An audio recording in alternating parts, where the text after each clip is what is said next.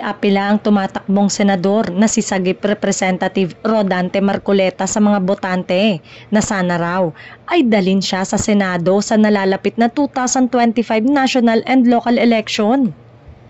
Mababasa sa kanyang Facebook post nitong Lunes, April 21, "Magpapatulong po ako sa inyo, dalhin po ninyo ako sa Senado. Itama po natin ang maraming mali na nagaganap." Hindi ito ang unang beses na tumakbong senador si Marcoleta. Matatandaang noong 2022 presidential election ay kasama siya sa unit team slate ni na Pangulong Ferdinand Bongbong Marcos Jr. at pangalawang Pangulo Sara Duterte. Kamakailan lamang ay inendorso si Marcoleta ni VP. Agad namang kinontra lalo na ng mga kapamilya fans ang panawagan ni Marcoleta matapos na sabihin na hindi sila nakakalimot sa ginawa noon sa ABS-CBN. Sa ipa ng isang netizen na negotiable ito kapag usapang ABS-CBN na bilang isang true-blooded kapamilya. 0 vote agad. Saad pa ng isa.